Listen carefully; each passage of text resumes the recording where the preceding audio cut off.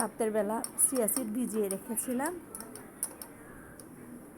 এখন একটু নাড়াচাড়া করে নিয়ে খেয়ে নিচ্ছি খালি পেটে। মেয়েকে রেডি করে স্কুলে পাঠিয়ে দিলাম, আর আমি আমার প্রতিদিনের মতো কাজগুলো করে নিচ্ছি একটু একটু। ঘর দরজা পরিষ্কার করা, থালা বাসন ধোয়া, আমাদের গৃহিণীদের আর কি কাজই বা থাকতে পারে। নিত্য নতুন তো আর কোনো কিছু দেখাতে পারি না, তাই একটু একটুই দেখাই। আমার রান্নাঘরটা অন্ধকার, তাই ভালো করে আলো আসে না। মেয়েকে স্কুলে পাঠিয়ে দিয়ে বাসায় এসে আবার উনি ছাদ বাগানে গিয়েছিলেন। এদিকে অন্ধকার হয়ে গেল, সম্ভবত বৃষ্টি নামবে। সাথে ছোটো মেয়েও গিয়েছিল, ওর পাম্পাস শেষ। হ্যালো এভরিওয়ান, আসসালামু আলাইকুম, welcome back to my channel. সবাই কেমন আছেন?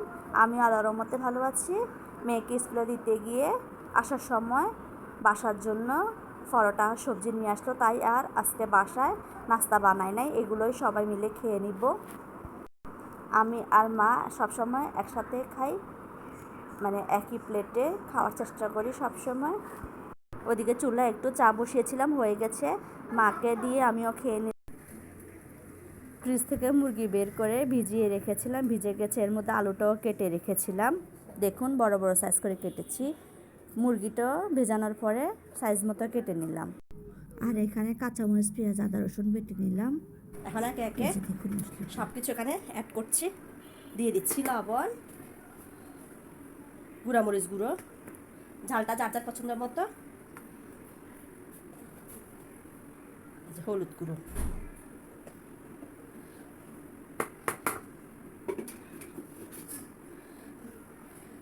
জিরা গুঁড়ো,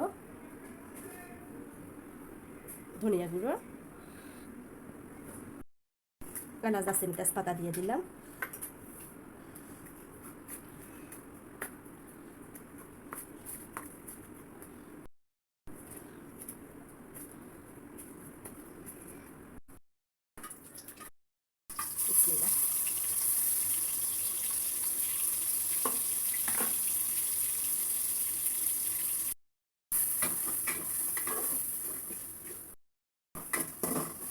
গ্যাস খুব একটা থাকেই না, আজকে দেখতেছি একটু একটু আছে।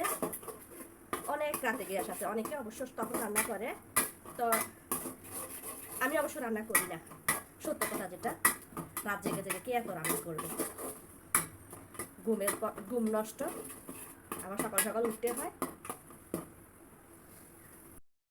একটুখানি পানি দিয়ে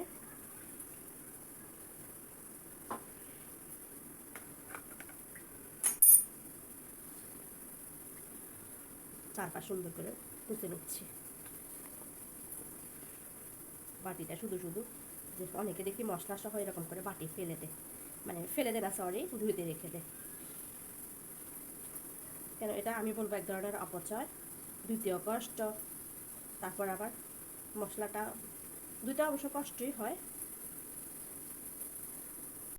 এরকম করে পানিটা এরকম করে দিয়ে দিলে তো হয়, মশলা যতটুকু গায়ে লেগে থাকে তাও দিয়ে দেওয়া হলো। পানিতে মশলা পুড়ে যাচ্ছে, তাকে দিতেই হবে একটুখানি, তাহলে তো মশলা কষানো হবে না। আর মশলার যে একটা গ্রান বের হয়, ওইটা মশলা যদি না কষানো হয় ভালো করে, তার থেকেই যায়। আর আবার অনেকেই আছে এই গন্ধটা নিতে পারে না, যার কারণে খাবারটাই নষ্ট করে ফেলে। এই যে মশলাটা এখন আমি সুন্দর করে কষিয়ে নেব।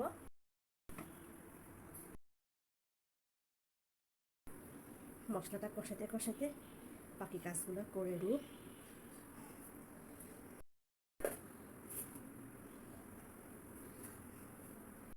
এখানে কিছু থালা বাসনও পড়ে আছে, এগুলো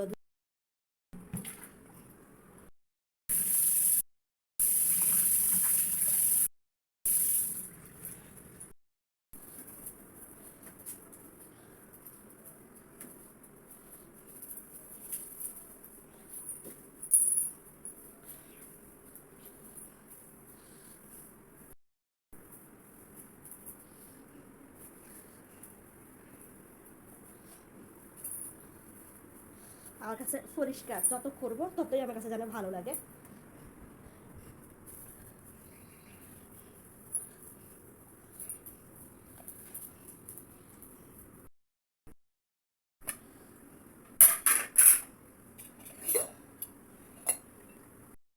মশলাটা এর মধ্যে কষানো হয়ে গেছে, গোস্তগুলো ঢেলে দিলাম, গুলো একসাথে দিয়ে দিলাম।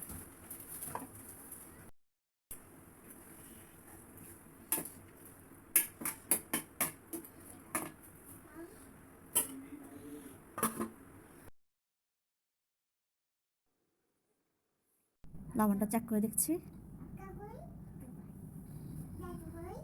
মাশাআল্লাহ লবণটা পারফেক্ট। নামিয়ে নিচ্ছি চুলা থেকে। আর ঝোল রেখেছি, যেহেতু অন্য কোনো তরকারি নেই সাথে। অবশ্য ক্যামেরার অফ সাইডে মানে ব্যাক সাইডে একটুখানি শুটকির ভর্তা করেছিলাম, তা ভিডিওতে করিনি। পরিবার অন্যান্য সদস্যের সাথে আমিও বসে পড়লাম আর নিজের জন্য একটুখানি থালিটা সুন্দর করে সাজিয়ে নিচ্ছি। তো আমার মতো কে এরকম করে সুন্দর করে থালি সাজাতে পছন্দ করেন তা জানাবেন। আর ভিডিও যদি ভালো লেগে থাকে, ভিডিওর কোথাও যদি ভালো লেগে থাকে একটি লাইক দিয়ে দিন। আর পুরো ভিডিও কেমন লাগলো বা কোথাও যদি একটু ভালো লাগে তা কমেন্ট করে জানান। কথা বলতে বলতে দেখুন প্লেটটা সুন্দর করে সাজিয়ে নিলাম, তো কেমন হলো তা বলুন। এখন পরিবারের সদস্যের সাথে আমিও পরিবেশন করতে বসে পড়লাম। তো আজ এই পর্যন্ত, পরবর্তী ভিডিও দেখার জন্য আমন্ত্রণ রইল। একটুখানি শুটকি নিয়ে যে মেখে নিলাম।